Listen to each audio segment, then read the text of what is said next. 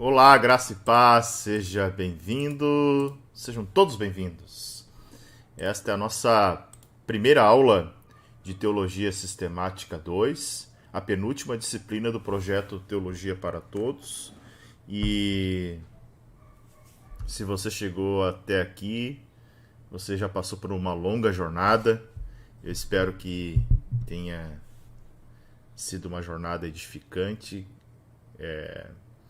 que você possa realmente ao findar, e agora a gente entra numa contagem, meio que contagem regressiva, né? Que você possa chegar ao final dessa jornada mais próximo do Senhor, mais íntimo dele, e desejoso, cada vez mais, desejosa, cada vez mais, de aprender a sua palavra. Que Deus abençoe você, que você possa sair tão abençoado quanto eu saio de todas as aulas. Perdoe aí, ainda estou desde segunda-feira, né? A gente já vai para 5 dias aí de uma crise de rinite, mas vamos lá, vamos enfrentando e vai dar tudo certo em nome de Jesus. Então, se eu parar um pouco a aula, né, dar um intervalinho aqui, botar a capa, você já sabe que foi uma parada aí para recompor aí, tá?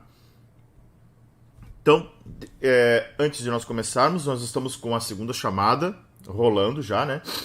Segunda chamada Segunda chamada? Não, segunda chamada não lembro. Não, primeira chamada, né? Me ajudem. Deixa eu lembrar aqui. Não, segunda chamada é Introdução à Teologia, outra turma. Estamos com a primeira chamada, vai até segunda-feira, tá? Até segunda, nós temos aí a primeira chamada de homilética. A primeira chamada de homilética está à disposição aí para vocês realizarem a avaliação, tá? Então, provavelmente aí quem perder essa chamada, um dia depois, aí terça ou quarta no máximo, eu já coloco aí deixa eu só conferir aqui como é que estamos lá.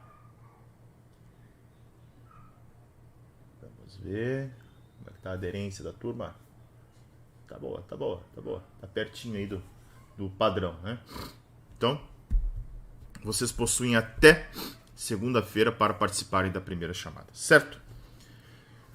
2 anúncios. Se você deseja ser mantenedor do canal, aqui está o Pix, mantenedor do projeto Teologia para Todos, né? Você pode contribuir aí. Faça uma contribuição que possa não ficar pesada para você e que você possa abençoar o canal aí.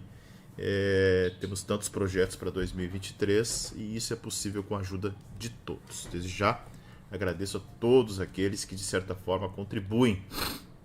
Mas há uma outra ferramenta mais interessante ainda, que é ser membro do canal. E por ser membro do canal você pode aí ter acesso a conteúdos exclusivos.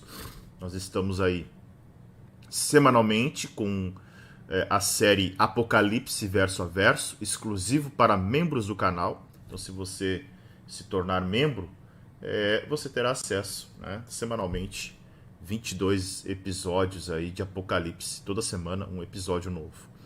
Tá? É uma série que foi transmitida via Instagram e que está disponível agora somente para os membros do canal, e 2023 terá muito conteúdo exclusivo para os membros do canal, como forma de agradecimento àqueles que estão aqui me auxiliando e ajudando o canal a crescer. Então, por apenas R$ 4,99 você já pode se tornar membro do canal.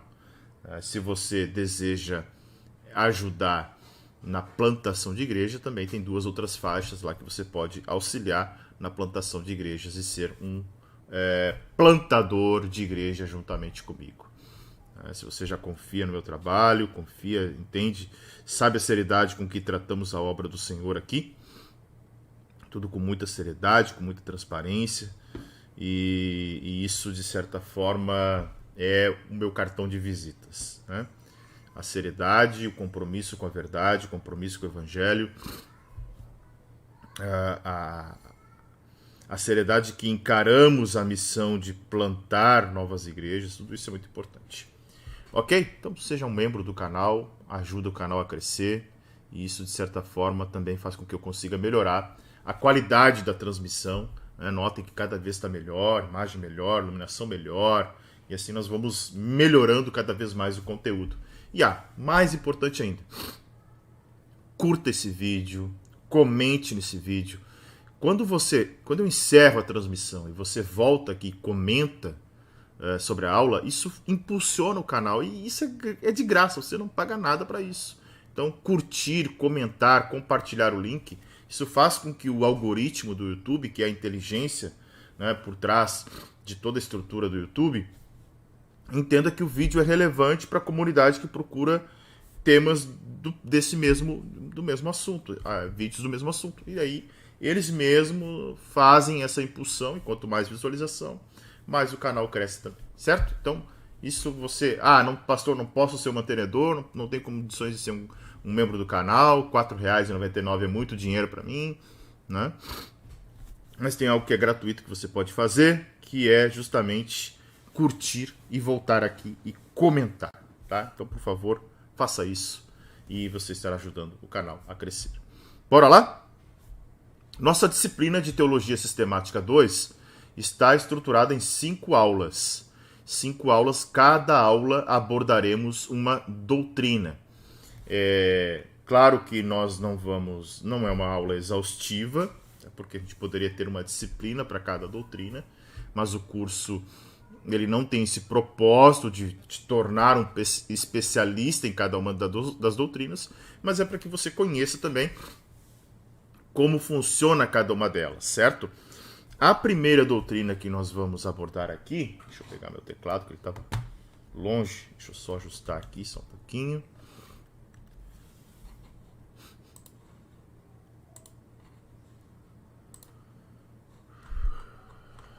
Um pouquinho difícil com a rinite, mas nós vamos vencer.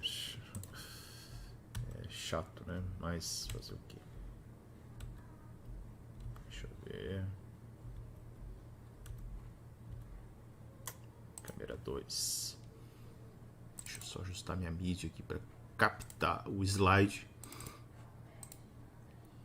E aí a gente já começa. Um pouquinho.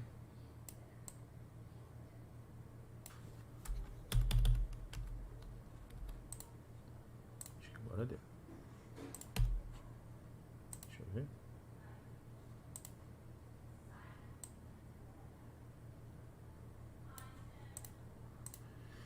Bora lá? Página então. Deixa eu preparar o meu e-book aqui.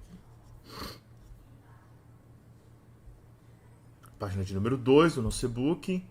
Né, se você não acessou ele ainda, se você não teve como fazer o download, está lá no canal do Telegram. Né, você pode ter acesso também pelo link que está na bio do meu Instagram. Ali você tem acesso ao Linktree e você pode baixar o e-book de Teologia Sistemática 2. Então, Teologia Sistemática 2, nós abordaremos praticamente o quê? O estudo dos anjos, do homem, do pecado, da salvação e da igreja. Tá? O estudo dos anjos a gente chama de angelologia. Tá? O estudo do homem, antropologia bíblica, porque a antropologia ela é uma disciplina mais ampla também, tá? Que daí tem a sociologia, tem outras disciplinas que estão ali juntamente com a própria antropologia. Então, quando a gente fala de antropologia, tem que lembrar bem, antropologia bíblica, tá ok? Vamos falar também da doutrina do pecado, conhecida como hamartiologia, e também a doutrina da salvação, que é intitulada soteriologia. Tá? E por último, a última aula, nós vamos falar da doutrina da igreja, que é a chamada, só um pouquinho, eclesiologia. Tá? Eclesiologia. Ok? Só ajustar aqui meus no tablet e a gente já começa esse estudo lá na página 1, ok? Página 1, vamos entender o conceito de anjo, angelologia, anjos e demônios, né? Porque estão na mesma, embora hoje naturezas diferentes no sentido de que uns estão a serviço de Deus e outros a serviço do diabo, eles foram criados da mesma forma, possuem a mesma, né, o mesmo perfil, né, o mesmo, como é que eu vou dizer, a mesma essência, né? Bora lá? Angelologia, doutrina dos anjos. Então vamos falar aí sobre a doutrina dos anjos, introdução, os anjos, Satanás, espíritos maus, tá? E aí é importante a gente fazer uma introdução aqui que é a seguinte, tá? Nós vivemos um mundo espiritual. Esse mundo espiritual, ele é populoso, ele é poderoso, ele tem mais recursos até que o mundo visível dos seres humanos. Tá? É inegável. Nós não podemos esquecer que o mundo espiritual ele é tão real quanto o mundo físico, o mundo natural que a gente enxerga. Tá? Então a gente precisa ter esse entendimento aqui para fazer essa introdução. E neste ambiente espiritual, bons e maus espíritos andam em nosso meio. Passam de um lugar para o outro com a rapidez de um raio, com movimentos imperceptíveis, habitando espaços, né, ao nosso redor. Alguns interessados interessados em nosso bem-estar, como diz o texto de Hebreus capítulo 1, verso 14, que os anjos são espíritos ministradores enviados pelo Senhor a serviços daqueles que hão de herdar a salvação. Tá? Então, embora haja espíritos que querem o nosso bem, anjos, existem os que querem fazer o mal, que são os demônios. Tá? Esse trabalho do bem é para que sejamos confortados, admoestados, né, e que a gente consiga entender essa revelação de Deus do mundo invisível. Então a palavra anjo, ela também tem um significado de mensageiro, como está lá no e-book, né? Primeiro ponto ali é o que é ágelos. Tá? Ágelos significa anjo. A transliteração daquela palavra grega ali é ágelos, que significa anjo, mensageiro. Então a angelologia é lolô mesmo, tá? Angelo de anjos, logia de estudo. Angelologia é o estudo dos anjos, certo? Então é muito importante a gente entender isso, tá? Então, os anjos são mensageiros.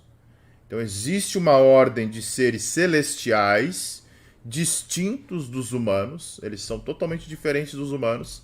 Eles são totalmente diferentes de Deus e que ocupam uma posição exaltada acima da posição da raça humana caída. Né? Até porque espírito, né? Eles são também espíritos. E estão numa posição hoje, nesse exato momento, acima da nossa. Tá? Os anjos executam o propósito daquele a quem eles servem. Tá? Os anjos são mensageiros do Senhor. Enquanto os anjos caídos são mensageiros de Satanás, o Deus desse século, a quem eles escolheram servir, conforme diz a sistemática de Schaeffer. Tá? Em geral, os homens não se relacionam com os anjos, ou mesmo possuem qualquer consciência da sua presença. Tá? Entretanto, a Bíblia declara que os anjos não apenas nos observam, mas, além disso, os anjos bons ministram ao nosso favor. Hebreus capítulo 1, verso 14 diz isso. E os anjos maus fazem guerra contra aquilo no homem, né, que é de Deus, né? Conforme Efésios 6,12. Então, podendo até, inclusive, inspirar falsas doutrinas. Tá? Paulo vai chamar isso de sinagoga de Satanás. Tá? Melhor, Jesus fala em sinagoga de Satanás. Paulo fala de doutrina de demônios. Tá? Muito importante isso. Vamos entender agora os fatos sobre os anjos, né? Antes da criação do homem, eles já existiam, ok? E a rebelião de Satanás é bem provável que já tinha acontecido. Então, deixando duas classes de anjos, os anjos maus e os anjos bons, ok? Apesar de serem servos, tanto de Deus ou quanto do diabo, os anjos não são robôs ou marionetes que apenas repetem o que lhes é ordenado. Então, tem pessoas que acham que os anjos são, né, robozinhos, sabe aquelas séries que tem lá vários robozinhos que acabam, né, Jornada nas Estrelas ou qualquer outro lá que tem os robôs que só fazem a mesma função, são programados para isso? Os anjos não são assim, tá? Os anjos não são desse jeito. Eles são seres inteligentes, com vontade própria, tá? Eles tiveram seus próprios destinos em suas mãos um tempo atrás, e por meio do seu livre-arbítrio, muitos deles escolheram seguir a Satanás, ok? Então, muitos, em sua rebelião contra Deus, não guardaram seu principado, mas deixaram a sua própria habitação. Então, é isso importante da gente entender, né? Isso tudo está lá na página 2. Acabamos de ver na página 2. Certo? Ok? Então, os anjos são criaturas, foram criados, não possuem os mesmos atributos de Deus, não são oniscientes, não são onipresentes, eles não estão em todos os lugares ao mesmo tempo, não são onipotentes, tá? São criados. Sendo eles seres criados, não aceitam adoração. Eles não são para ser adorados. Foram criados. Tá? Em relação à criação, embora estejam mais exaltados, são criados assim como nós. Então, não há qualquer possibilidade de adoração a anjo. Certo? Então, ao homem é proibido adorá-los. Vamos ler o que está em Colossenses capítulo 2, verso de número 18. Diz assim, ó. Deixa eu abrir aqui.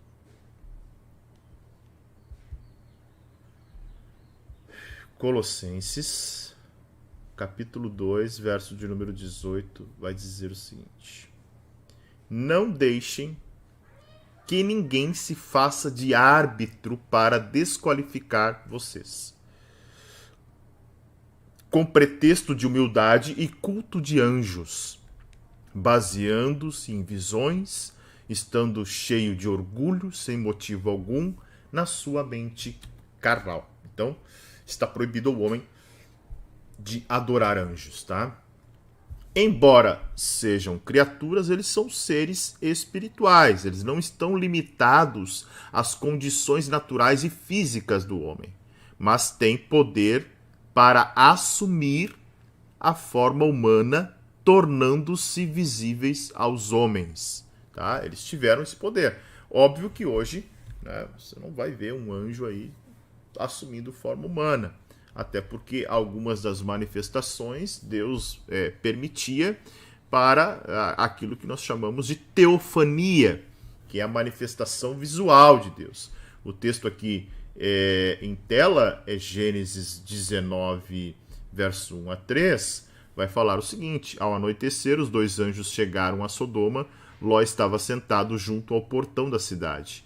Quando viu os anjos, levantou-se e, indo ao encontro deles, prostrou-se com o rosto em terra e lhes disse: por favor, meus senhores, venham para a casa desse servo de vocês. Poderão passar a noite, lavar os pés, levantar-se de madrugada e seguir o seu caminho.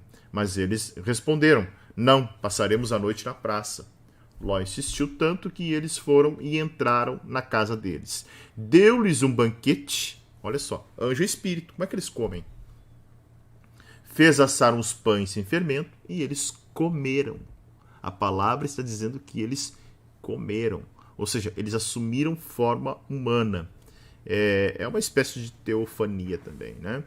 Então, aqui nós temos uma manifestação visível dos anjos, no sentido de que eles são seres espirituais, né?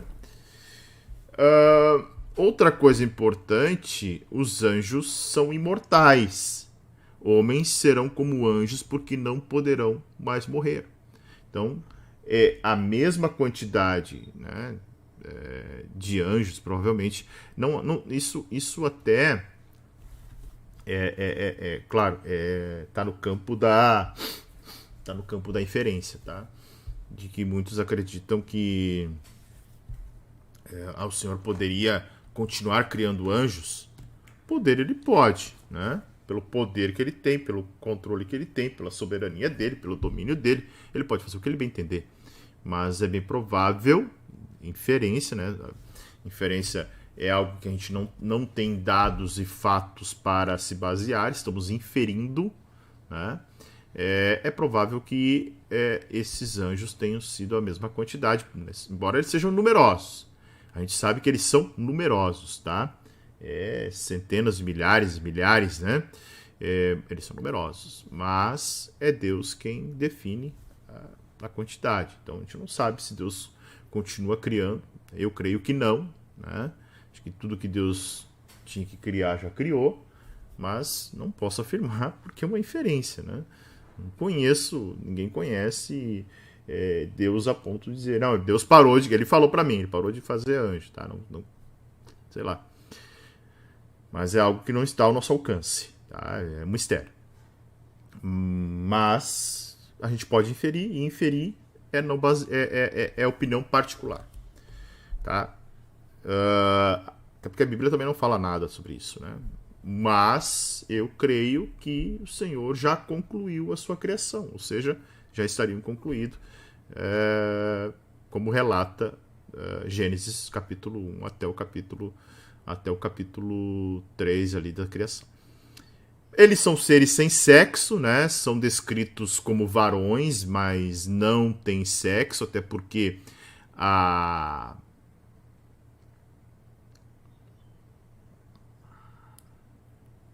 literatura da época, né? O estilo literário da época, fugiu a palavra, o estilo literário da época, ele era um estilo totalmente predominante do lado masculino, ou seja, um exemplo é quando se falavam em 5.000 homens sendo alimentados, 5.000 homens mais mulheres e crianças, né?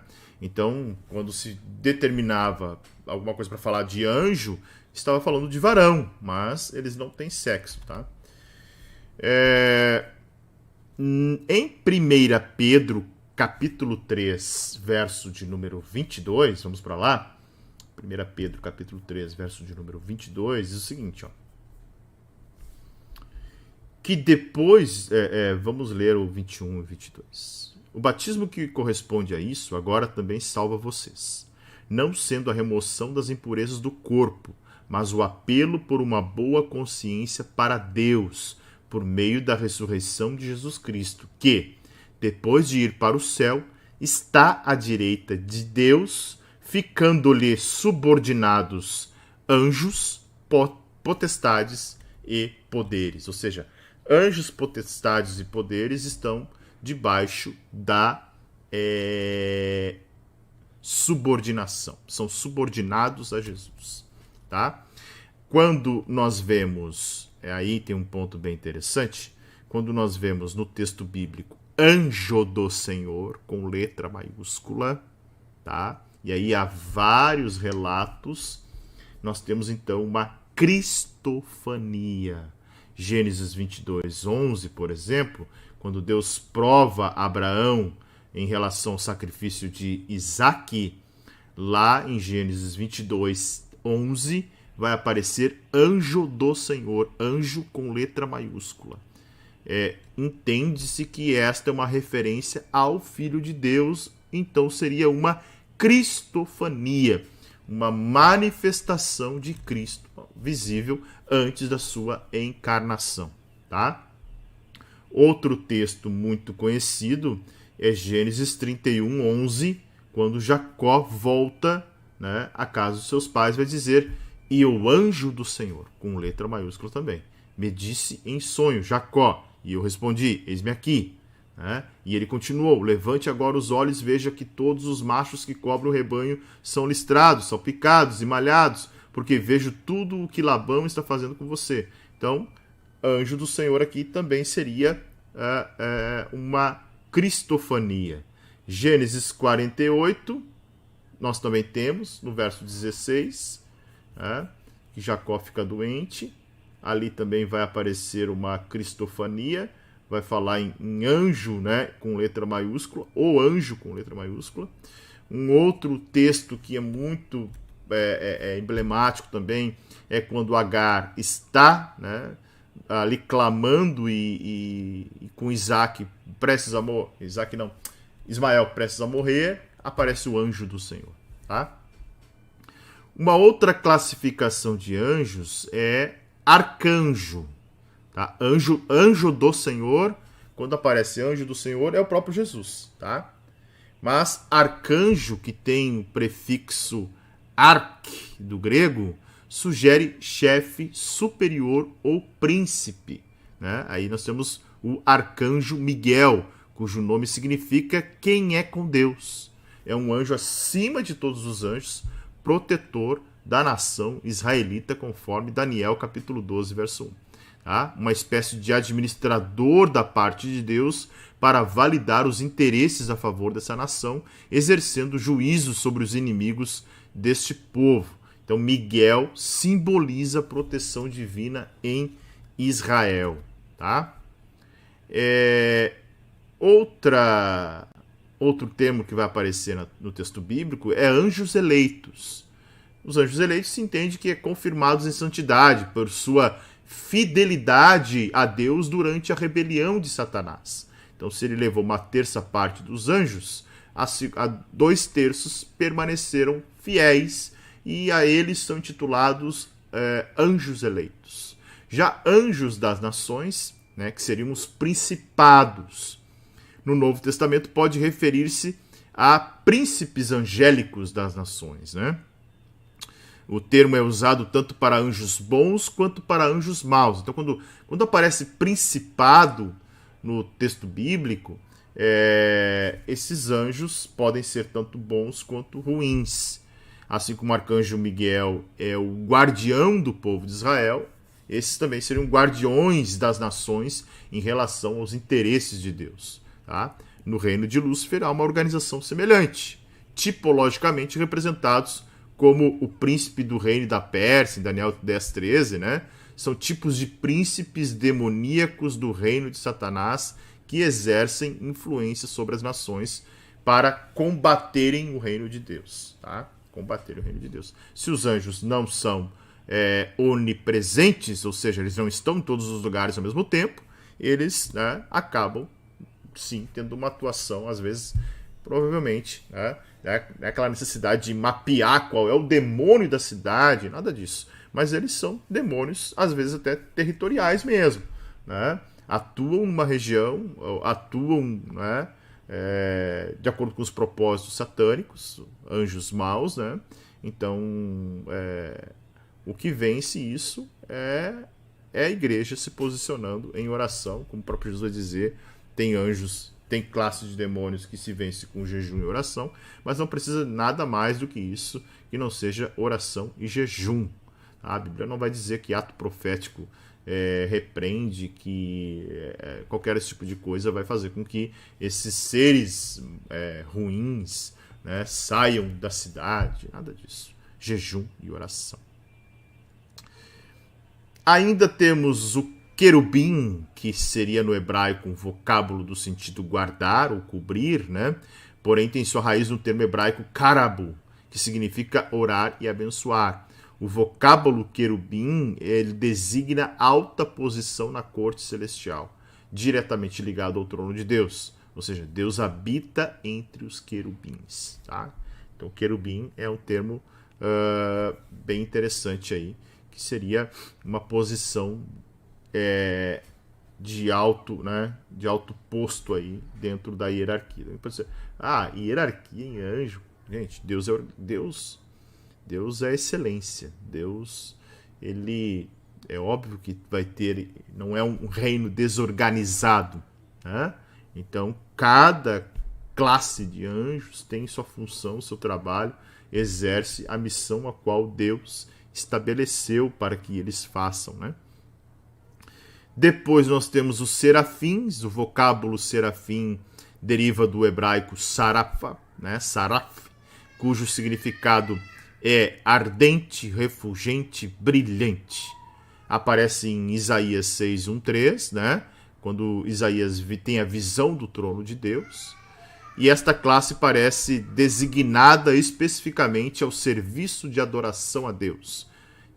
Cresce até que sua característica distintiva seja o ardente amor a Deus. Ou seja, os serafins estão relacionados aí à adoração a Deus, né? Certo, lá na página 3 tem um pouquinho sobre a esfera angelical, né? Muito se tem especulado sobre o local de habitação dos anjos, ou as esferas angelicais. Como Satanás é chamado em Efésios 2:2, como o príncipe das potestades do ar, muitos entendem que sua habitação é restrita à atmosfera terrestre. Outros entendem que os anjos são o exército dos céus e que têm acesso a toda e qualquer parte do universo criado. Tá? Jesus disse que eles estão no céu e Paulo afirma que eles podem vir do céu. Né? Jesus fala em Marcos 13:32, Paulo fala em Gálatas 1:8. Pode vir um anjo do céu pregar um outro evangelho. É anátema. O termo céu pode se referir tanto à atmosfera terrestre quanto ao espaço sideral ou ao terceiro céu, onde está o trono de Deus. Eles podem estar à nossa volta, mas não podemos percebê-los. Né? Não há como percebê-los, não há como senti-los. Ah, será que eu tenho um anjo da guarda? Né? Será que eu tenho um anjo aqui me protegendo? Nada disso, né? Até é interessante porque o próprio livro de Jó esclarece algumas coisas a respeito das esferas angelicais, né? Os anjos se apresentam diante de Deus. Esse texto é magnífico para a gente estudar sobre anjos. Os anjos se apresentam diante de Deus, sendo chamados de filhos de Deus. Satanás também tem acesso, né, onde nos acusa de dia e de noite. Satanás e provavelmente seus anjos também rodeiam a terra e passeiam por ela, tá? Se movem numa velocidade estupenda. Embora não estejam no mesmo lugar, mais de um lugar ao mesmo tempo, eles possuem aí uma capacidade de deslocamento, né, muito grande, muito intensa. Satanás, então, os anjos, né, estavam com Deus quando ele criou a terra. Isso está em Jó 38:4-7. Então isso é bem interessante da gente ler aqui. Deixa eu abrir aqui Jó 38:4-7. Diz assim: Onde você estava quando eu lancei os fundamentos da terra? Responda se você tem entendimento. Quem determinou as medidas da terra, se é que você sabe? Ou quem estendeu sobre ela uma linha de medir? Sobre o que estão firmadas as suas bases? Ou quem lhe assentou a pedra angular? Quando as estrelas da alva juntas alegremente cantavam, e aqui ele usa todos os filhos de Deus gritavam com alegria, tá? Isso é NAA, mas a NVI usa anjos, a NVT usa anjos, tá? E a NBV também usa anjos, né? Aquele intercâmbio que se faz com anjo e filho de Deus, como eu disse anteriormente, tá? Ok? Então, Satanás ou melhor, os anjos de Deus, os anjos estavam com Deus quando ele criou a terra, tá? Já uma concepção errônea das esferas angelicais é a ideia de que o diabo e seus anjos estão hoje reinando no inferno. Tem um inferno lá, né? A Bíblia não diz isso. A Bíblia não diz isso. Em nenhum lugar a Bíblia diz que a pessoa que morre já está sendo lá castigada pelo diabo, aquilo que o cinema inventou, aquilo que as pessoas, né, imaginário criou. Olha, morreu, foi pro inferno, já tá no colo do capeta, como alguns gostam de dizer, né? Não, gente, é errado. O diabo não está no inferno. O diabo está solto, andando em derredor, bramando como leão e buscando a quem possa tragar. Um dia ele será lançado no lugar onde ele não vai reinar. Ele não vai reinar, ele vai ser atormentado dia e noite para todo sempre. E a gente tem um texto importantíssimo para ler, que é Apocalipse 20:10. Ó, o diabo que os tinha enganado foi lançado no lago de fogo e enxofre, onde já se encontram a besta e o falso profeta. Serão atormentados de dia e de noite para todo sempre.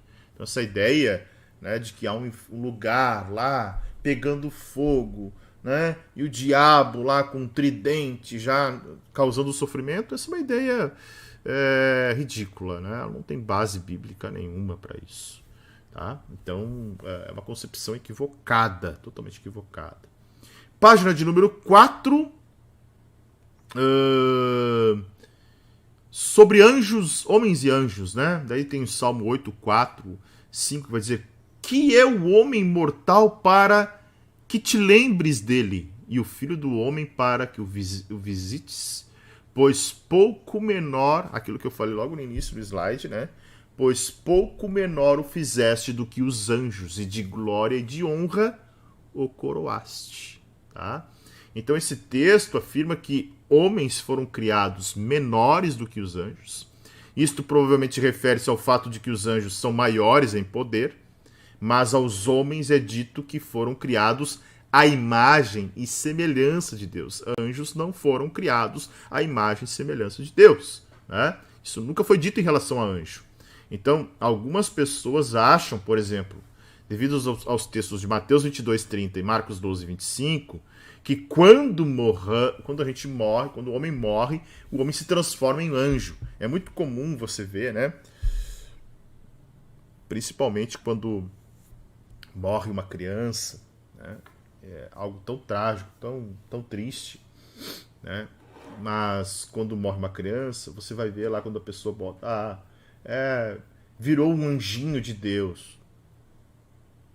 Não. Não há. Nós não viramos anjos. Nós não nos transformaremos em anjos. Vamos ler Mateus 22:30. Olha só. Mateus 22. Pode ser que as pessoas falam no sentido poético, né? Olha, uma criança inocente, não tem pecado. Não estou dizendo que claro, tem que ter cuidado, né? Eu ia dizer que não tem erro. Pode ser que tenha erro, sim. Não estou dizendo que é de todo equivocado no sentido de amenizar a dor, de trazer um alento, né? De alguma coisa nesse sentido. Mas é algo que não é verídico, tá? Não vai virar anjo, ok? Mateus, olha o texto que eu vou ler, tá? Um pouquinho. Mateus 22:30 diz assim: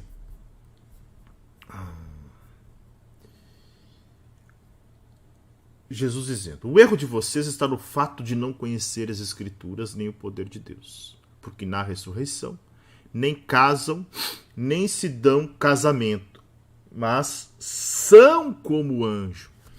Jesus não está dizendo que as pessoas... Jesus está sendo questionado aqui pelos saduceus que não acreditavam na ressurreição, tá? Então esse é o primeiro ponto. Os saduceus não criam na ressurreição. Então eles estão debochando de Jesus. Olha, Jesus, tinha um irmão lá, tinha um camarada que ele morreu, ele não tinha filhos, o irmão desse homem deve casar com a viúva e gerar descendentes para o falecido. Era a chamada lei do levirato, ou seja, quando um irmão... quando uma pessoa era casada, um homem era casado, ele falecia sem deixar descendentes, o seu irmão mais novo, o próximo irmão, tinha que casar o primeiro filho se tornava herdeiro do irmão falecido. Levava o nome do irmão falecido. Era uma lei, né, que fazia com que as pessoas, que o nome não sumisse da terra, né, uma ideia de ter descendência. E daí os saduceus, não crendo na ressurreição, perguntaram o seguinte para Jesus: olha, ele morreu, não tem filho, o irmão desse homem deve casar com a viúva e gerar descendente com o falecido. Só que tinha 7 irmãos. O primeiro morreu, não deixou descendência, deixou a mulher por irmão. O segundo morreu, né, não deixou descendência, e foi até o 7º sem nenhum deixar descendência. E eles dizem: olha, por fim morreu todo mundo e morreu até a mulher.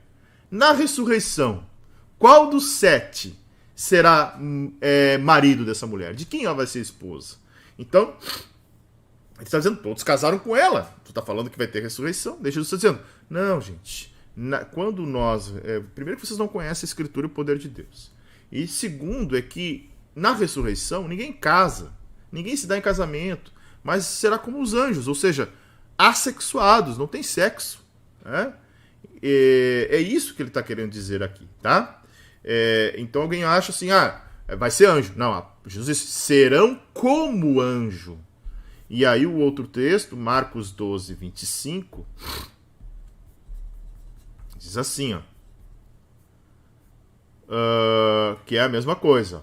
Jesus respondeu, será que o erro de vocês não está no fato de não conhecerem as Escrituras? Pois quando ressuscitarem dentre os mortos, nem casarão, nem se darão em casamento, mas serão como os anjos nos céus.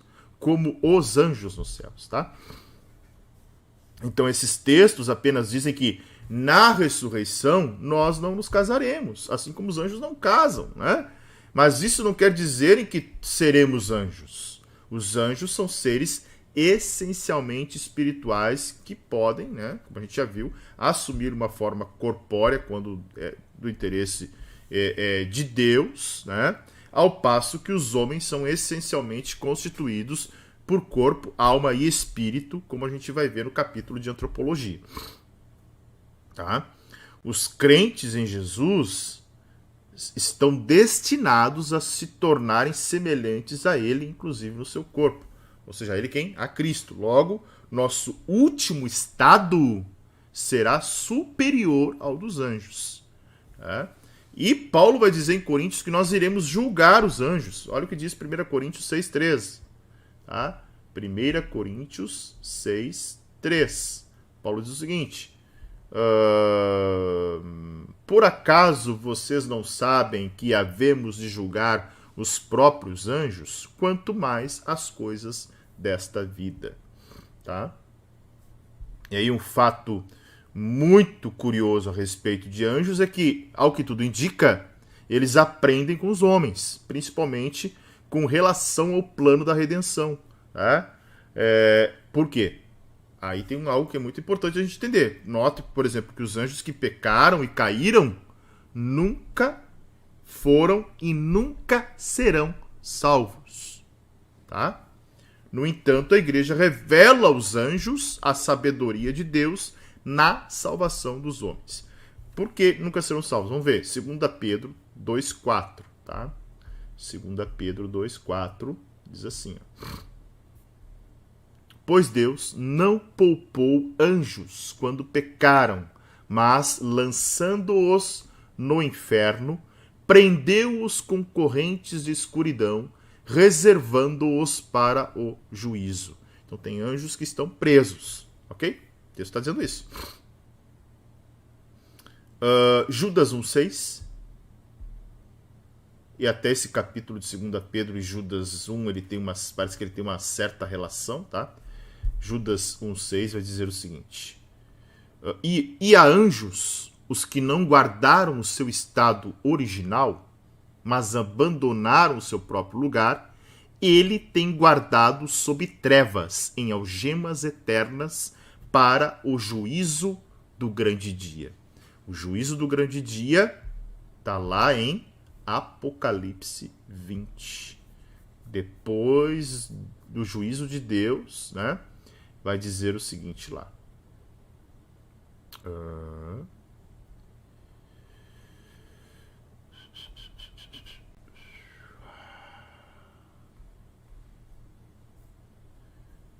Juízo de Deus, vi um grande trono branco, aquele que estava sentado nele, a terra e o céu fugiram da presença dele, e não se achou lugar para eles. Vi também os mortos, os grandes, os pequenos, que estavam em pé diante do trono, então foram abertos livros, fala em vários livros, né? Ainda outro livro, o livro da vida, foi aberto, e os mortos foram julgados segundo as suas obras, conforme o que estava escrito nos livros. E aqui entende-se que esse é o julgamento final. E quando se fala em livros, óbvio que não é livro físico, é uma metáfora, mas se diz de vários julgamentos que terão.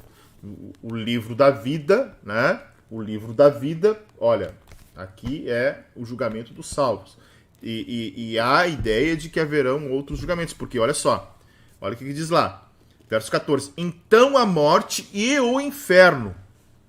O texto que nós vimos de Judas e o texto que nós vimos de 2 Pedro diz que há anjos, ou seja, demônios, que estão aprisionados com algemas eternas para o dia do juízo. Tá? E Pedro diz que é no inferno. Apocalipse diz que então a morte e o inferno não é um estado final desses dos perdidos e nem de Satanás e seus demônios. Tá? O estado final dessa turma é o lago de fogo e enxofre. Está lá em Apocalipse 20, né? Apocalipse 20, verso de número 14. Então a morte e o inferno foram lançados no lago de fogo. E esta é a segunda morte, o lago de fogo. E se alguém não foi achado, olha só, o lago de fogo não foi feito para foi feito para Satanás e seus demônios, tá? Só um pouquinho.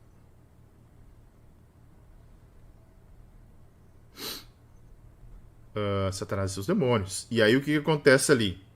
Quando nós estamos vendo isso, olha o que diz o verso 15. E se alguém não foi achado inscrito no livro da vida, esse foi lançado no lago de fogo.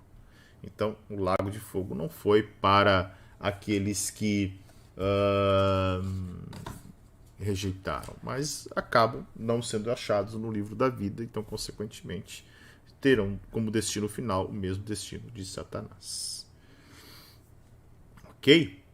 Então, eles nunca foram salvos e não vão ser salvos. Certo? Agora um pouquinho sobre o caráter dos anjos. Voltamos para o slide aqui, né? Estamos na página de número 5. Eles são obedientes, aqueles anjos que... e aí tem essa relação de que a igreja, de certa forma, ensina-os, né? No sentido de que eles aprendem a questão com os homens e o processo de salvação, tá? Então você vai perceber, por exemplo, que eles obedecem, né? Aqueles que não caíram hoje obedecem. Então há essa conotação muito forte a respeito da obediência, né? São reverentes, são sábios, a sua inteligência excede a humana nesta vida, né? Embora tenham conhecimentos limitados dos mistérios da graça, tá? Claro, a vida inteira aqui não se igualaria, até porque eles acompanham e acompanham tudo que Deus já fez, né? Então, assim, se eles são seres criados, embora criados, né? Tenham aí, vamos pegar, né? Satanás foi um anjo que foi criado, né? Então, se eles foram criados, são os mesmos, né, que acompanharam toda a criação de Deus lá. Então, a sabedoria que eles possuem, poxa, é muito, muito maior que a nossa, né? Acompanharam tudo isso. Pedro vai dizer que eles não se ressentem nem se injuriam, então são mansos, são poderosos, são santos, né? Apocalipse 14 vai dizer que eles são santos, são bons, falando aqui de anjos, né? Não de demônios. Tá? Vamos olhar a obra deles. Tá? A obra deles. São agentes de Deus. Tá? Coisa bem importante. Deixa eu só fazer um intervalinho aqui. Um minutinho, tá?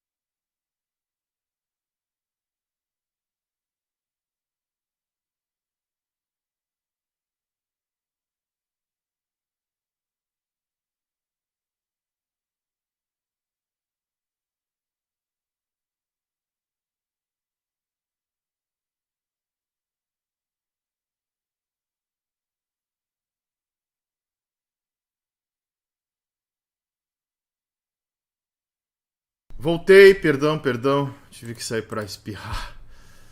A rinite não tá fácil, gente. Eu aproveitei. A Jo fez um café pra mim pra ver se dá uma aquecidinha aí. Tá? Então, olha só, voltando aqui pro assunto. Os anjos são agentes de Deus, eles são executores dos pronunciamentos divinos.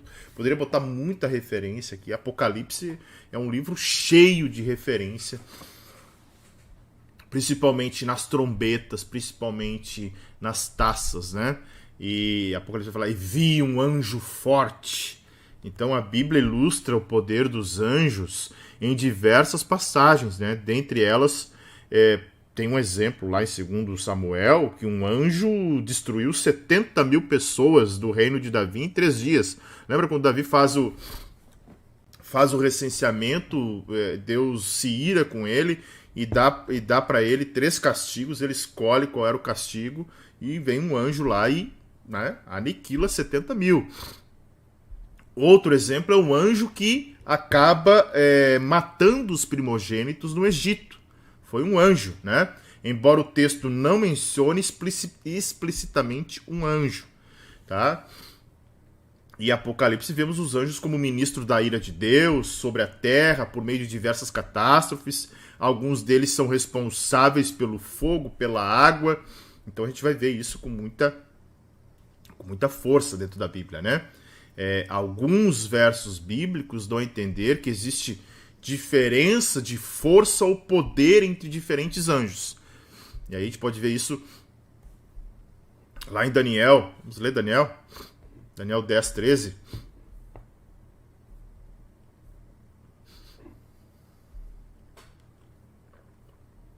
Um café desse melhor aqui. 10, 13 diz assim. Mas o príncipe do reino da Pérsia me resistiu durante 21 dias. Porém, Miguel, um dos príncipes mais importantes, veio me ajudar e eu fiquei ali com os reis da Pérsia. Tá? Miguel vai aparecer de novo em Apocalipse 12, 7, né?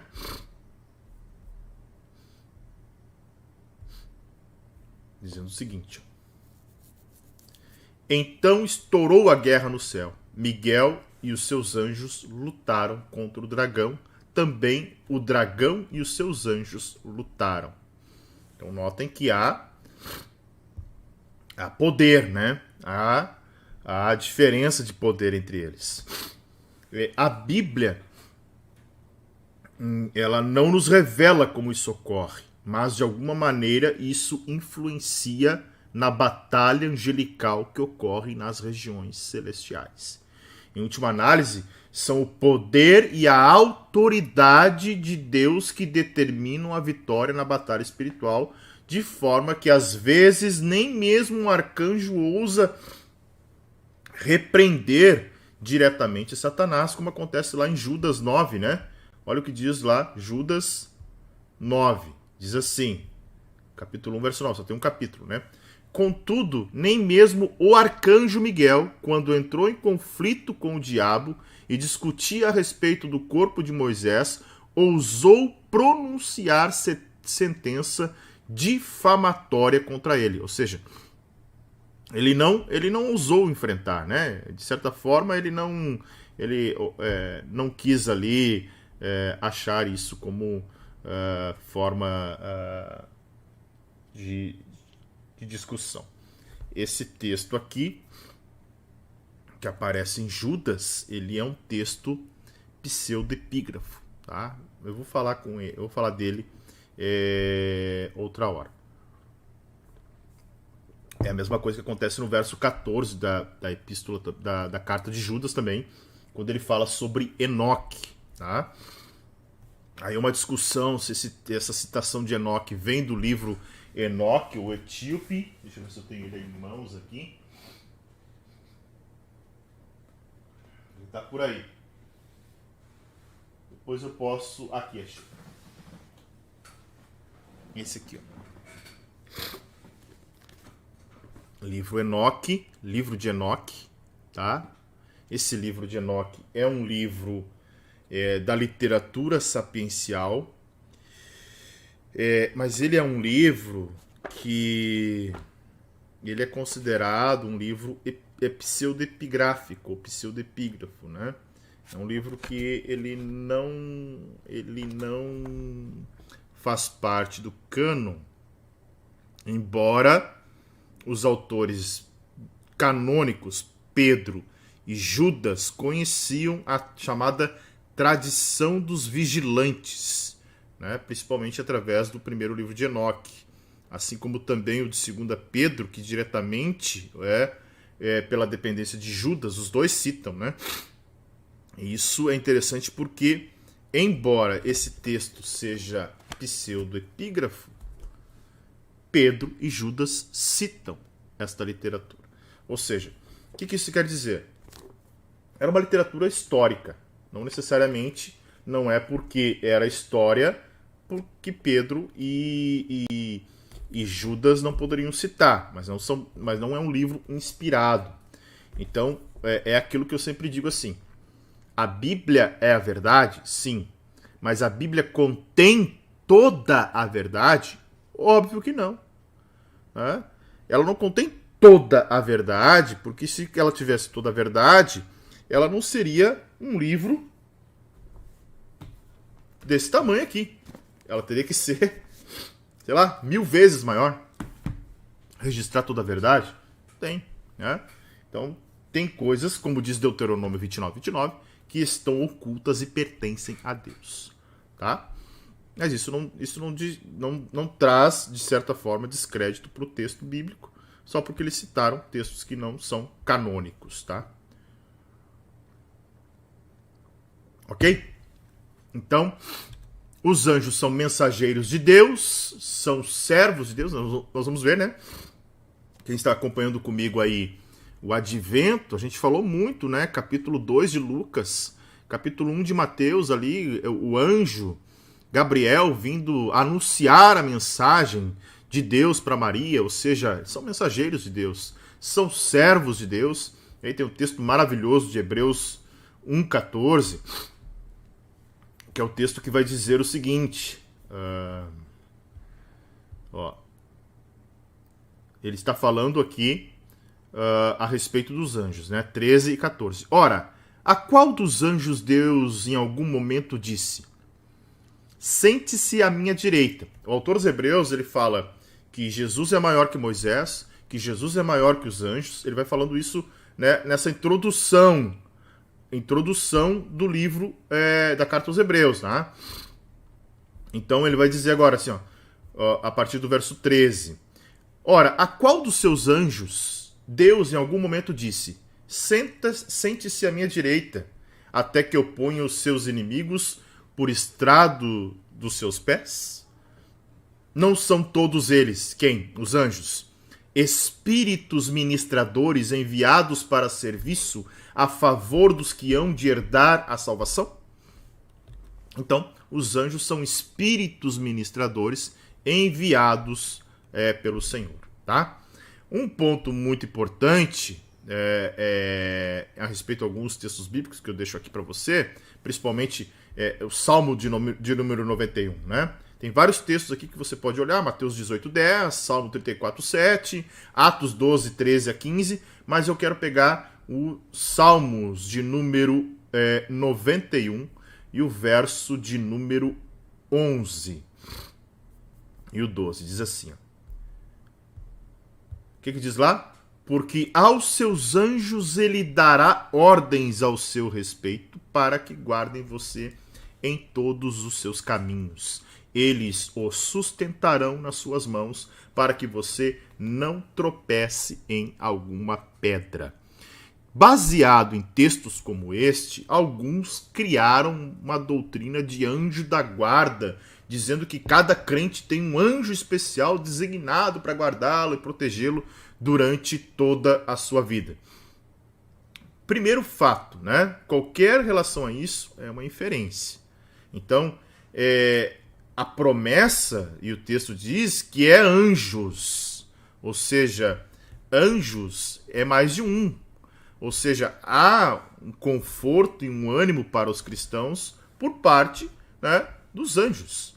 Olha só, anjos, ele dará ordem ao seu respeito para que guardem você. Não significa que cada um de nós tem um anjo da guarda, um anjo que protege. Não, os anjos estão a serviço do Senhor, são espíritos ministradores, né, enviados pelo Senhor para que eles possam, então, de certa forma, servirem os salvos, tá? Página de número 7, pulando um pouquinho os nomes, depois a gente volta. O ministério dos anjos, né? Então, de novo o texto. Não são todos eles espíritos ministradores, tá? Citando Hebreus 1, 13 e 14, de novo. E aí é a linguagem de hoje, né? Então, o que são anjos? Todos eles são espíritos que servem a Deus, a tradução da linguagem de hoje. Eu quero pegar a... Onde é que tá aqui? A Nova Bíblia Viva. Só um pouquinho que eu tô com muito livro e Bíblia aqui em cima. Vamos lá. Hebreus, capítulo 1, verso de número 14. Não, pois os anjos são apenas espíritos mensageiros enviados para ajudar e cuidar daqueles que herdarão a salvação. Olha que interessante, tá? Embora os anjos sejam espíritos, têm poder de se tornarem visíveis na semelhança dos homens. Isso a gente já viu. Sua inteligência é sobre-humana, contudo é limitada. Eles não são oniscientes. Alguém pode dizer, o pastor falou que anjo se materializa. Não, pera um pouquinho. Dentro daquilo que Deus quis revelar já. Certo? Então, hoje... eu vi um anjo. Para um pouquinho. Essa história de ver anjo aí, ela é bem furada, tá? É bem furada. Ninguém tá vendo anjo aí. Todas as manifestações de anjo no texto bíblico eram visíveis. Tá? Então, eles estavam visíveis. Não era um espírito sendo enxergado. Visíveis, tá? Eles não são oniscientes, eles não conhecem o futuro, porque isso pertence a Deus, eles não conhecem os segredos de Deus, tá? Então, voltando um pouquinho à página da classificação dos anjos, ali na página 6, eles são classificados em governantes, eleitos, querubins, serafins. A gente já viu o significado deles, né? Agora, essa classificação, essa organização, pensem no exército, né? O exército tem soldado, tem patentes mais altas, sargentos, tenentes, coronéis, generais, né? Então, os anjos são organizados como um exército, tá? No topo está o arcanjo, anjo-chefe, comandante. Em seguida, tronos, dominações, principados, potestades, designações hierárquicas de anjos.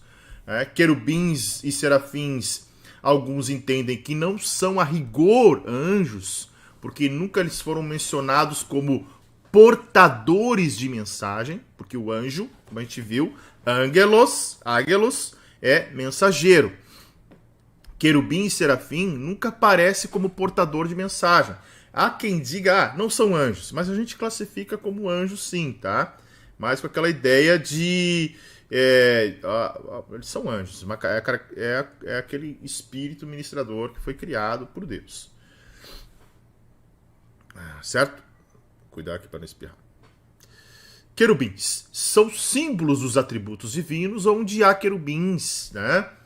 O divino está presente. Então, por exemplo, quando nós temos lá a Arca da Aliança, a Arca do Concerto, que tem os querubins ali, né? Eles estão o quê? Simbolizando presença de Deus. Tá? Os próprios guardiões do jardim, Gênesis 3, 24, também presença de Deus. Já serafim tem a ver com queimar. Lembram da visão do trono que Isaías tem, capítulo 6 de Isaías? Que ele tem a visão do trono, que ele diz que o serafim traz uma brasa numa tenaz, né, e queima sua boca para purificar. Então, serafim é aquele que purifica, tá? Aquele que purifica. Uma coisa muito importante, agora que a gente vai ver nomes de anjos, né? A Bíblia cita apenas 2 anjos: Miguel e Gabriel. Vamos dizer, mas tem o anjo Rafael. Já vou dizer ao respeito disso, tá? Tem que fazer uma pausa aqui de novo, gente. Só um minutinho, tá? 1 minuto, por favor.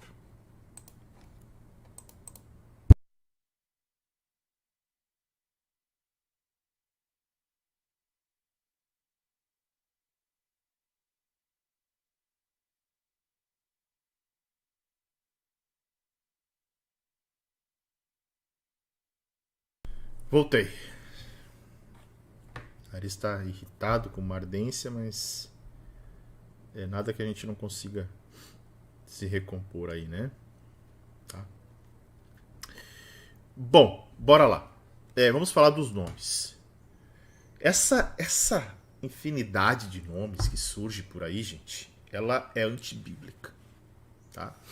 A Bíblia só cita Gabriel e Rafael. Desculpa, Gabriel e Miguel. Rafael primeiro, ele tá dentro da tradição judaica. E ele só aparece no livro apócrifo de Tobias, tá? Livro apócrifo. A Bíblia protestante, nos seus 66 livros, não aparece nenhum nome de anjo que não seja Miguel e Gabriel, tá? Então, mas eu vi falar que tem um anjo Rafael, um anjo não sei o quê. Cara, assim, esquece. É aquela mesma história das pessoas que dizem o seguinte: pregador fulano já foi no inferno e ao céu, não sei quantas vezes. Eu vou dizer 2 coisas, tá? Ou essa pessoa, ela sofre algum problema mental, ok? Algum problema mental. Ou essa pessoa, ela é mentirosa, tá? Ela criou uma mentira e ela alimenta essa mentira, tá? Das 2 umas. Ou ela tem um problema mental de dizer que ela foi ao céu, que ela foi ao inferno, que ela revela nomes de demônios, nomes de anjos. A Bíblia diz, ela é clara: aquilo que não foi revelado não pertence aos homens. Foi ao inferno não sei quantas vezes. Eu digo, cuidado para a próxima vez que ir não ficar lá, né? Porque não existe isso, gente. Então, Rafael não é um nome bíblico, é um nome apócrifo, tá? Voltando ainda ao assunto de anjos organizados como exército. Arcanjo, na Bíblia só aparece o nome de um, que é Miguel, tá? E tem o papel combativo. E aí qual é a diferença de Miguel para Gabriel? Miguel está relacionado às missões guerreiras, né? Quem comanda a batalha do Senhor. Ele aparece em Apocalipse 12, 7 de novo. Ele é o mensageiro da lei e do julgamento. E seu nome é um grito de batalha, que significa quem é como Deus. Quem é Deus acima do Senhor? Quem é rocha como Deus? Né? Então a resposta é ninguém. É Miguel que faz lembrar, né, apontando assim para Deus. Já Gabriel tem missão de paz. É o mensageiro das boas notícias, o mensageiro da promessa, o anjo da revelação. É quem explica os mistérios a respeito do futuro, tanto Daniel e Lucas, né? Valente de Deus, herói de Deus, campeão de Deus, é o que significa Gabriel. Então, esses anjos estão envolvidos em 4 tipos de atividades: proteção, transporte, comunicação, vigilância e ainda interessados na vida dos crentes, né? Algo bem interessante aí. Ok, gente? Um assunto que a gente não vai esgotar ele aqui, né? E aí, ainda nome de anjos, né? Ali na página 7, eu não citei, mas além de Rafael, Uriel e Jeremiel, ou qualquer outro nome que apareça, gente, qualquer que tenha aí um movimento, né, místico de adoração a anjo, é tudo bobagem, tá? Tudo bobagem. nomes retirados ou do misticismo, ou da cultura judaica, ou ainda de livros apócrifos. A Bíblia possui apenas dois: Miguel e Gabriel. Já Lúcifer, né? Essa palavra ela não se encontra nas línguas originais da Bíblia, sendo usada em Isaías 14:12 na Vulgata. Então, Bíblias que aparecem em Isaías 14:12 o nome Lúcifer, elas são usam a tradução da Vulgata, que é aquela tradução de Jerônimo, lembram? A gente falou lá em Bibliologia, né? A tradução pro latim, né? 14:12 diz assim. Olha o que diz essa tradução, que é a Nova Bíblia Viva.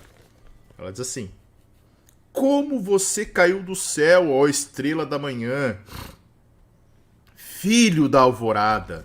Tá? Se não me falha a memória, a Almeida Corrigida Fiel usa Lúcifer. Deixa eu ver aqui. Se não me falha a memória. Eu acho que sim, tá? Isaías 14:12. Isso aí, acertei. Olha o que ele diz. Como caíste do céu, ó Lúcifer, filho da alva. Pouquíssimas Bíblias usam Lúcifer, tá? Qual é a ideia? Quando a Bíblia foi traduzida na tradução Vulgata para o latim. Lúcifer significa portador de luz e refere-se à estrela da manhã, ou estrela da alva, que hoje sabemos, né, que é uma referência ao planeta Vênus. O nome aqui é usado metaforicamente em relação ao rei da Babilônia e supostamente... Tá? Opa, só um pouquinho, gente. Deixa eu voltar aqui ficar bonitinho. E supostamente também em relação ao diabo antes da sua queda. Tá? Então, se você pegar Isaías 14, Ezequiel 28, há um paralelo nesses textos para uma advertência. Né? Os reis da Babilônia e Tiro reivindicaram para si a adoração, proclamando-se deuses. Claro, esse orgulho blasfemo era tanto inimigo de Deus quanto seu povo, igual a Satanás. Então, dentro da revelação bíblica, essas passagens descrevem a queda de Satanás após ter promovido uma rebelião contra Deus, sendo expulso do céu e arrastando consigo a terça parte dos anjos. Né? Mateus 25:41.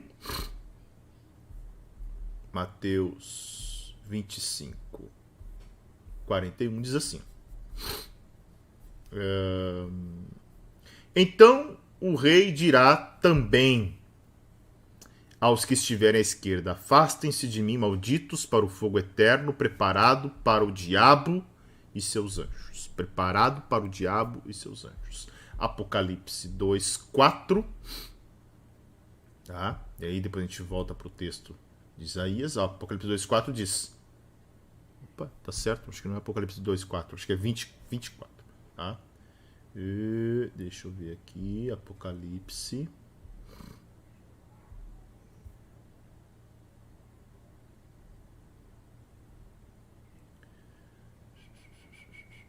Tem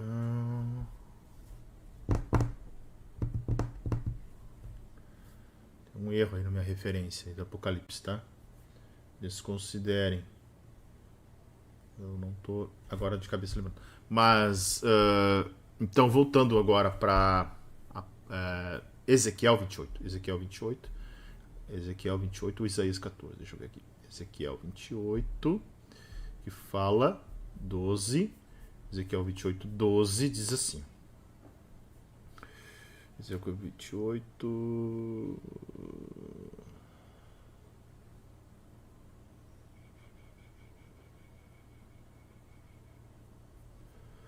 Ô Isaías, que fala da terça parte. Então é isso que eu tô querendo achar, tá? Só um pouquinho. Isaías 14:15. Vamos ver.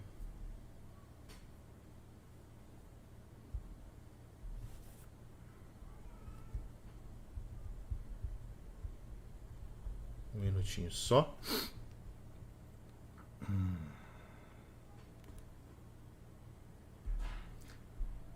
Tem um versículo que, ele, na verdade, ele não diz exatamente, né?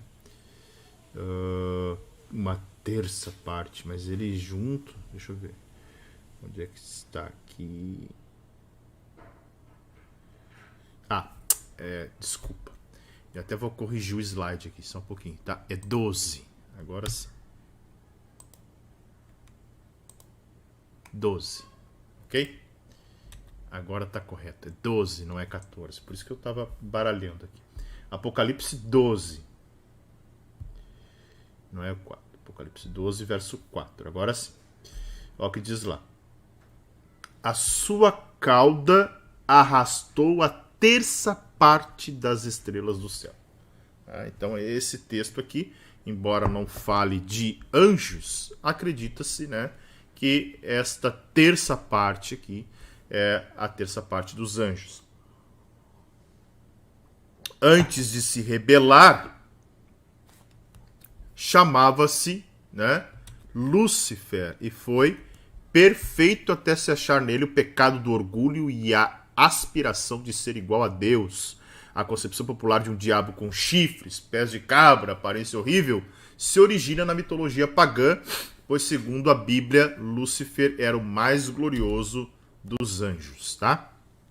O caráter dele é descrito pelos seguintes títulos, né? Satanás, que significa adversário, se opõe a todo o propósito de Deus, sua oponência é visível em relação à linhagem escolhida da qual viria o Messias prometido, né? Então, por exemplo, Adão e Eva tem a tentação e queda. Abel, Caim incitado pelo diabo a matar. Sete, né, foi dado a Eva por Deus no lugar de Abel. Daí vem os descendentes de Sete com a corrupção satânica e impiedade universal. Até que Noé, né, o fracasso de Satanás em destruir a raça humana e aí surgimento da nova raça, quando o Senhor, de certa forma, começa a humanidade ali com os descendentes de Noé, né?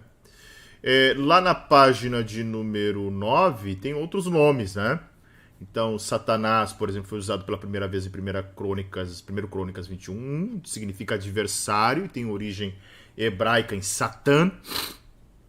Já diabo significa caluniador, né? Calunia o homem. Vem do grego diabolos, tá? Usado em Mateus 4:1. Serpente ou antiga serpente, alusão ao animal que usou como agente no Éden, tá? Daí o livro de Gênesis nunca menciona que a serpente era Satanás, tá? Isso aqui é algo bem interessante da gente entender. Nunca menciona, eu pulei destruidor, né? Que é o Apolion no grego, o Abaddon no hebraico, que é citado em Apocalipse. Então, a Bíblia nunca fala que serpente lá em Gênesis é Satanás. Mas isso é claro perceptível neste nome que aparece em Apocalipse 12, 9 e 22. Né? Tá? Tentador, provar ou testar, né? Deus, mediante a aprovação, prova visando a purificação. Já Satanás intenta destruir. Tá? Então, a provação é diferente da tentação. Tá? Príncipe Deus deste mundo, ou Deus desse século, né? Tá lá na página de número 10. Ele exerce influência sobre o sistema mundano, isto é, sobre a sociedade organizada, separada de Deus, o vasto conjunto das atividades humanas que estão sem influência de Deus. Aí entra a soberba da vida, que é desejo de superioridade, né? A concupiscência da carne, que é os prazeres, a concupiscência dos olhos, que é a cobiça. Então, tudo isso é obra de Satanás, né? Ele é descrito como presunçoso, orgulhoso, poderoso, maligno, astuto, enganador, e assim vai, né? Ok? Em relação à natureza da sua atividade, de perturbar a obra de Deus, é de se opor ao evangelho, né? Ele domina, cega, engana, lança os ímpios, aflige e tenta os santos de Deus. Ele, nos círculos mais elevados, aparece como anjo de luz, como diz Paulo em 2 Coríntios 11, e no uso dos termos doutrina de demônios e sinagoga de Satanás, né? Ou seja, enganando. Falsos mestres, falsos profetas são agentes de Satanás. Né? Eles são camuflados como ministros de justiça. Então, então esse texto é muito importante, porque ele não se limita à atividade de ímpios e depravados. A motivação de sua presença, por exemplo, nas reuniões religiosas, é a destruição da igreja. Porque ele sabe que uma vez cedendo ao pecado, o homem torna-se sua vítima. Então, qual o motivo das atividades? Ele aborrece a imagem de Deus em nós, odeia a natureza humana que possuímos e com a qual se revestiu o Filho de Deus. Odeia a glória de Deus, né? Odeia que o homem glorifique a Deus, ele tem inveja disso tudo. Então, essa obra dele, é se opor àquilo que Deus faz. E algumas restrições, né? Ele é um inimigo já derrotado, possuído de fúria, mas é covarde, não pode tentar afligir, matar, nem tocar no crente sem a permissão de Deus. Né? Sem a permissão de Deus. E aí na página 11, falando um pouquinho aí sobre sua origem e queda, né? No princípio foi expulso do céu e durante a tribulação será lançado na esfera celeste, a terra, né? No milênio será aprisionado no abismo. A gente vai deixar para falar disso em escatologia, que é a próxima disciplina. Tá? Aí, como essas questões em relação a esse trabalho dele, a essa fase dele e também o destino dele está totalmente ligado escatologicamente falando, aí fica mais interessante a gente abordar realmente em escatologia, porque lá a gente vai ter um tempo aí maior para isso, tá? Essa é a ideia. Ok? Certo? Falando um pouquinho ainda agora de demonologia, né, que é aquela parte mais mais forte assim dos anjos. Na rebelião promovida por Lúcifer, então ele arrastou consigo uma grande multidão de seres angelicais e depois organizou sua própria corte de anjos caídos, né? Principados, potestades, príncipe das trevas, hostes espirituais, como diz Paulo em Efésios 6,12. Todos eles estão sob a liderança de seu chefe principal, o único que recebe menção específica na Bíblia. Então não há nenhum nome de demônio, não há nenhum nome, né, nenhuma função específica de demônio aí que a Bíblia vai relatar, tá? Não tem nada disso. E quem trabalha nesse campo, trabalha no campo da especulação e da inferência, porque a Bíblia não apresenta absolutamente nada a respeito disso, tá? A gente já falou um pouquinho dos anjos caídos, do diabo, né? Príncipe dos demônios, diabo e seus anjos. Falando agora dos espíritos maus ainda, né? Temos... a Bíblia fala, tem testemunho bíblico da sua existência, sua operação. Jesus falou para os 70, né? Para que expulsassem os demônios no nome de Jesus. Os apóstolos ensinaram a respeito deles.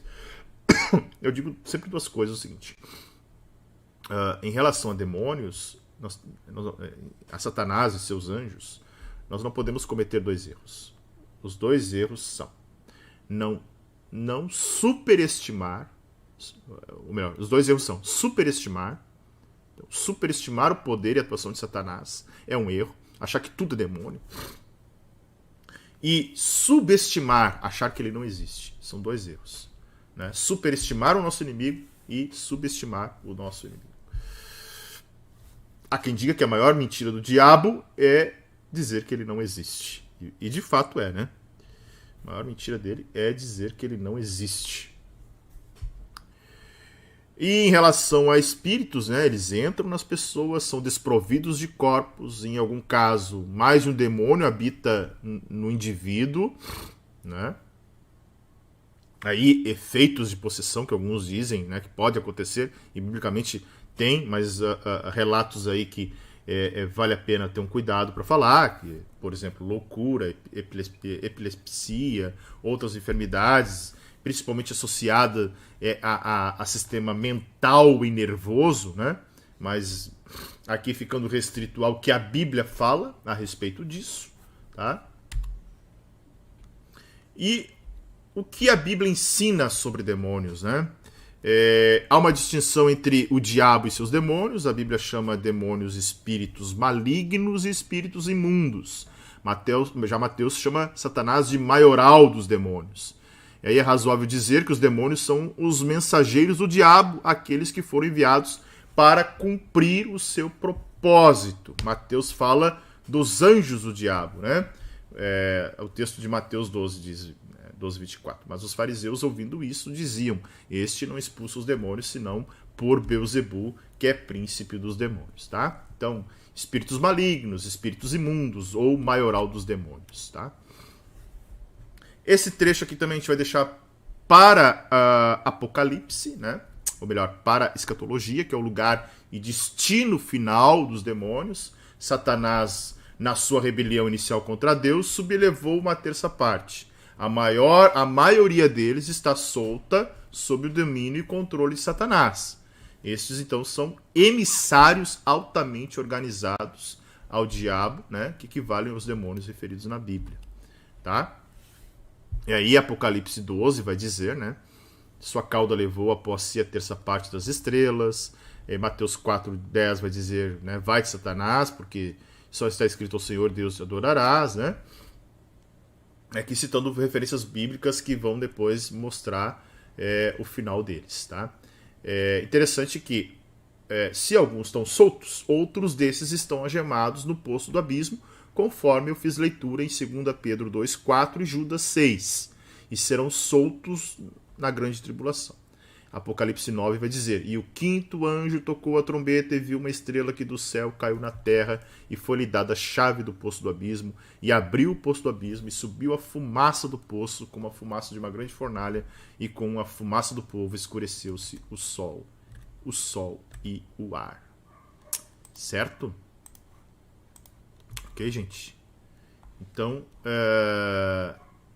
alguém pode perguntar: os demônios, eles leem mente? Não, nada disso, tá? Cristo venceu, Cristo derrotou Satanás, ele está derrotado, ele não possui capacidade de ler o que tu pensa, né? Ele não é onipotente, ele não tem todo o poder, ele não é onisciente, ele é criado. Atributos divinos pertencem apenas à Trindade. Demônio nenhum consegue ler mente. E aquele que está em Cristo, tá? Existe uma falsa doutrina aí que diz que, olha, que mesmo que você esteja em Cristo, batizado, que você seja temente a Deus, você tem que passar por uma libertação espiritual. Paulo vai dizer: aquele que está em Cristo, nova criatura é, as coisas velhas passaram. Cristo é suficiente. Imagine o seguinte: essa turma que prega que você tem que passar por uma libertação espiritual ou o encontro com Deus para se libertar. Significa que a cruz de Cristo não é suficiente, mas a ministração do apóstolo ela tem capacidade de te libertar. Mas que conto da carochinha, né?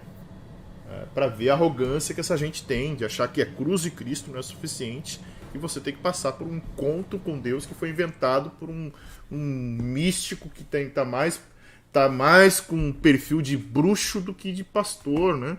Então, valha-me Deus, né? Por favor. Quem está em Cristo, nova criatura é, as coisas velhas passaram, tudo se fez novo. A cruz é suficiente. Jesus é suficiente. As escrituras são suficientes. Amém? Essa era a nossa aula de hoje. Espero que você tenha gostado. Desculpe as interrupções.